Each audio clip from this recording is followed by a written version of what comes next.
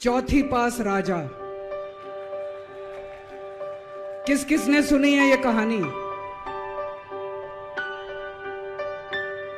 इस कहानी का महात्म्य है कि इस कहानी को जितनी बार सुनोगे, जितनी बार सुनाओगे, उतनी भगवान की कृपा आपके परिवार के ऊपर बरसेगी। इस कहानी का जितना प्रचार प्रसार करोगे, उतना देश की तरक्की होगी, उतना समाज की तरक्की होगी। तो जिन लोगों ने कहानी सुनी है वो भी बड़े ध्यान से दोबारा सुनना, अच्छे से सुनना और इसका खूब प्रचार प्रसार करना। ये कहानी एक राजा की है, एक चौथी पास राजा की कहानी है, एक अहंकारी राजा की कहानी है, एक भ्रष्टाचारी राजा की कहानी है। आप लोगों ने राजा और रानी की कई कहानियां सुनी होंगी। इस कहानी में राजा तो है, रानी नहीं है।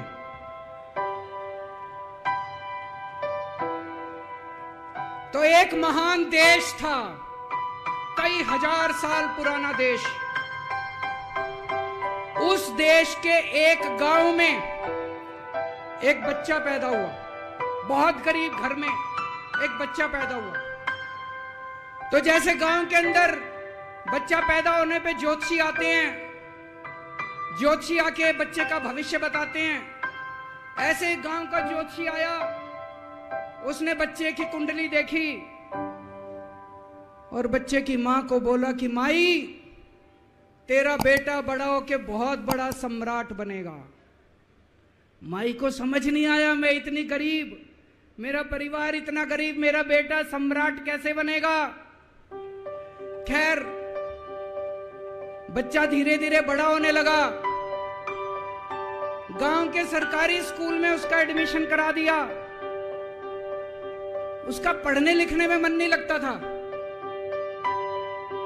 पढ़ते पढ़ते, क्लास करते करते चौथी में आके उसने नाम कटवा लिया। उसका पढ़ाई लिखाई में मन नहीं लगता था। बगल में, गांव के बगल में एक रेलवे स्टेशन था। घर में बहुत गरीबी थी। वो बच्चा वहां स्टेशन पे जाके चाय बेचने लगा।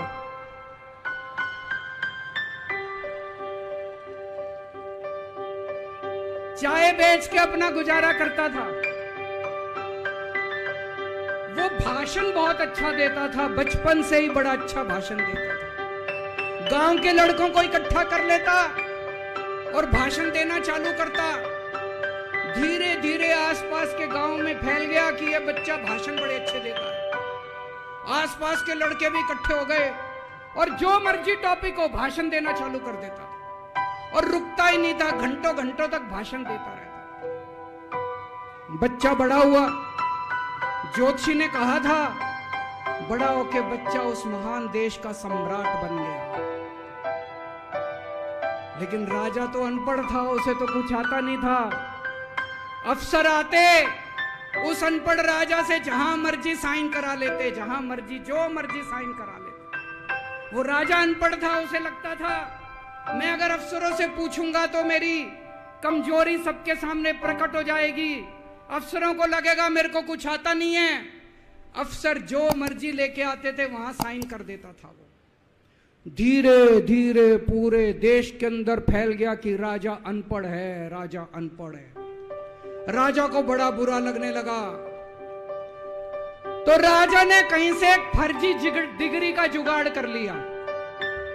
एक फर्जी डिग्री का जुगाड़ कर लिया, एमए की डिग्री का। और राजा बोला मैं एमए हूं। पर सच्चाई तो पूरे देश को पता थी, राजा तो अनपढ़ था। धीरे धीरे राजा अहंकारी भी होता गया। अहंकारी राजा और ऊपर से अनपढ़। जो मर्जी उस राजा के पास जाता और राजा से कुछ भी पास करा के ले आता।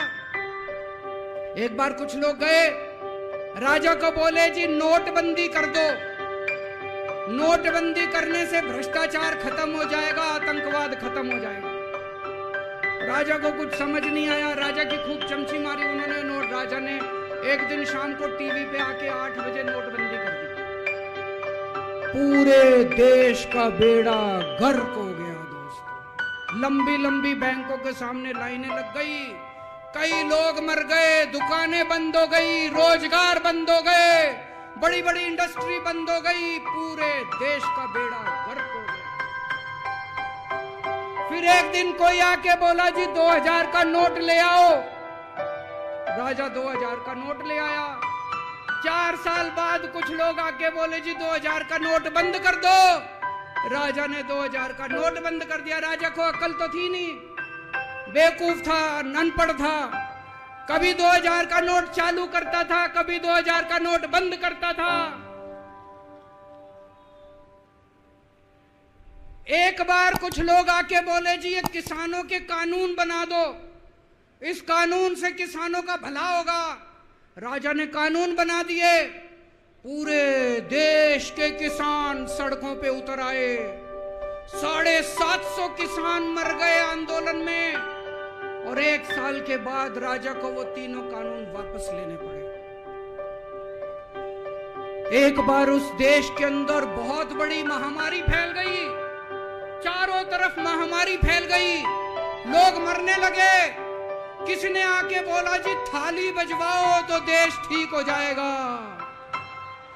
तो राजा ने पूरे देश में थाली और चम्मच बजवा दिए।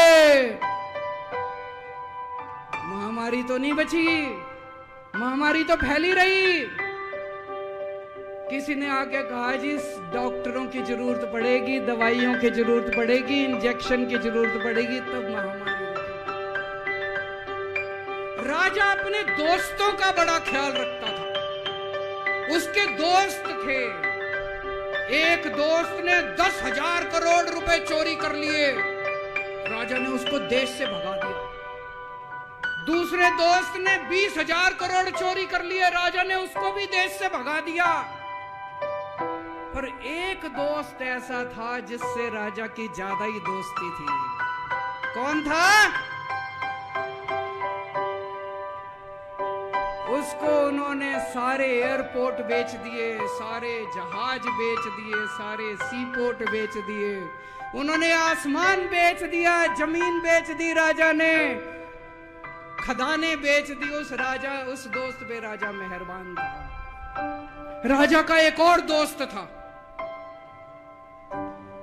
वो दोस्त इतना गंदा था कि उसने कुछ अंतरराष्ट्रीय खिलाड़ी महिलाओं के साथ बदतमीजी करी। लेकिन राजा ने दोस्ती नहीं छोड़ी। मजाल जो उस दोस्त के ऊपर कोई आंच आ जाए, राजा उस दोस्त के साथ खड़ा रहा, लेकिन उसने खिलाड़ियों का साथ। राजा का एक और दोस्त था। उस दोस्त ने किसानों के ऊपर गाड़ी चढ़ा दी, रौंद दिया, कुचल दिया किसानों को। राजा ने अपनी दोस्ती नहीं छोड़ी। इस बात पे तो दाद देनी पड़ेगी कि राजा दोस्तबाज था, एक नंबर का दोस्तबाज था। चारों तरफ अत्याचार हो गया। चारों तरफ देश के अंदर इनके अपने लोग जो थे वो बलात्कार करने लगे, गलत काम करने लगे, हाहाकार मच गया। जो राजा के खिलाफ बोलता, राजा उसको पकड़ के जेल में डाल देता।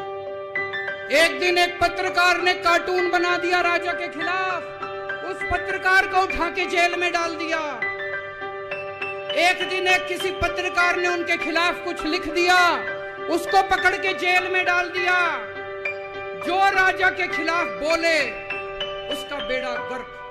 कोई जज अगर उस राजा के खिलाफ ऑर्डर करता था, राजा उसको बख्शता नहीं था। चारों तरफ अत्याचार, महंगाई, बेरोजगारी।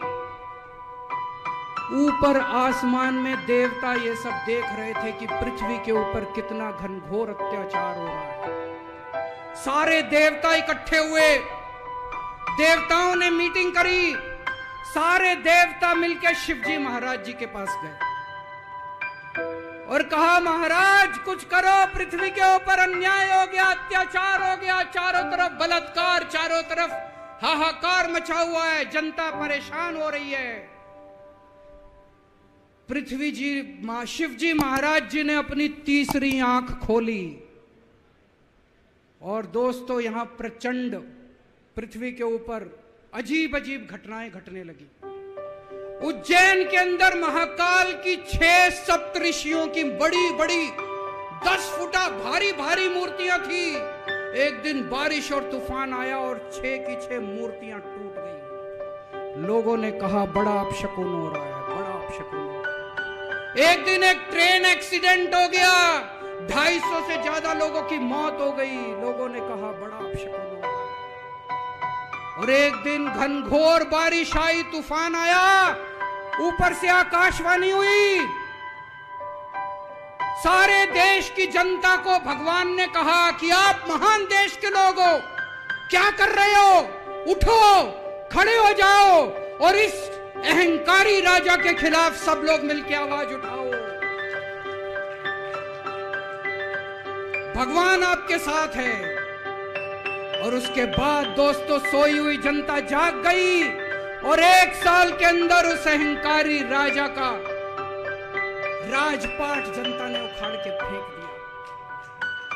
और उसके बाद वो महान देश दिन दूनी रात चौगुनी प्रगति करने लगा। ये कहानी बड़ी पवित्र कहानी है।